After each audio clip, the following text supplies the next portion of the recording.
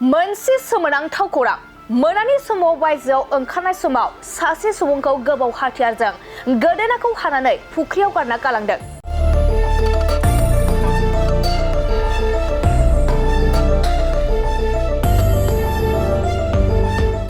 धेमाजि जिल्ला गगामुग हालामनि सेनं कदमगुरि गामिनि राकेश औवारी मुंनि सासे सुबुंखौ गोबाव हाथियारजों गोदोनायाव हानानै न'नि फुख्रियाव गारना गालांदों। नंगौ, थांनाय मोनानि 10:30 रिंगासो समाव राकेश औवारीया ओंखाम जाखांनानै उन्दुबायमोन। नाथाय दसे समनि उनाव राकेश औवारीया बायजोआव ओंखारफिनदोंमोन। नाथाय राकेश औवारीया बायजोआव ओंखारफिननायनिफ्रायनो न' सिङाव थाब हाबफैफिनायाव न'खरनि सुबुंफोरा जिंगासिनानै बिथांखौ नागिरबायो। न'खरनि सुबुंफोरा नागिरनाय समाव नायथिं नायथा खालामबा न' सिंनि फुख्रिनि दैखौ गोजा जानाय नुनो मोनो। अब्ला फुख्रियाव मोजाङै नायोब्ला राकेश औवारीखौ नुनो मोनो आरो राकेश औवारीखौ फुख्रिनिफ्राय बोखांनायनि उनाव नुनो मोनोदि गोदोनायाव गोबौ हाथियारजों हानायसिन। नाथाय राकेश औवारीखौ सोर बेबादि खालामखो मिथि मोनासै न'खरनि सुबुंफोरा। लोगोसे न'खरनि सुबुंफोरा राकेश औवारीया गाव हारसिंनो गोदोनाखौ हानानै लाखो ना सोरबा दुथाङासो हाना फुख्रियाव गारना गालांखो बेखौ फोरमायनो हायाखै। खौरां मोननाय बायदिब्ला बे समाव राकेश औवारीनि गोथै देहाखौ पुलिस बिफाना गुबै जाहोनखौ मिथिनो थाखाय धेमाजि सोरखारि देहा फाहामसालियाव पस्टमर्टम खालामनो दैथायहरबाय।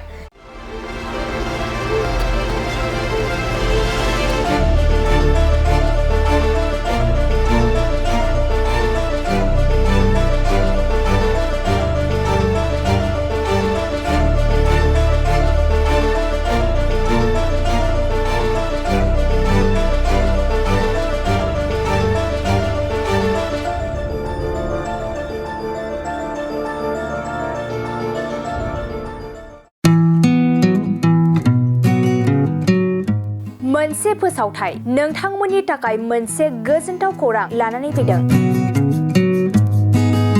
चिरां जिल्लानि सिङाव थानाय काजलगावनि सिफुं हटेलखौ गुवाहाटी नोगोरनि साखाथियाव थानाय सानसारियाव गोदानै मोनसे सिफुं हटेल ब्रान्च खुलिनाया नोंथांमोननि थाखाय गोजोनथाव खौरां लानानै फैदों।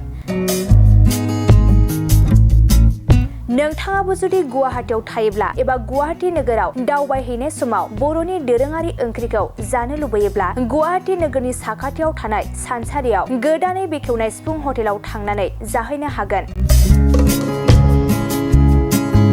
बे सिफुं हटेलाव नोंथाङा बाङाय बेसेनावनो बर'नि गोबां गुबुन गुबुन दोरोङारि जाग्रा ओंख्रिफोरखौ मोननो हागोन। अनला दाउ, सबाय दाउ, अमाजों नारजि, मैथा अमा, ना बाथोन, थारुन ना, थारुन अमा आरो गोबां बायदि बायदि बर'नि ओंख्रिखौ बे बर'नि सिफुं हटेलाव मोननाय जायो। सोरबाफोर जुदि बे सिफुं हटेलाव बर'नि संनाय खावनायखौ जानो थाखाय सिगांग्रो अर्डार हरनोब्ला नैबे 9864747796 9954772037 जामबुं नम्बराव कल खालामनानै बुकिं खालामहरनो हागोन।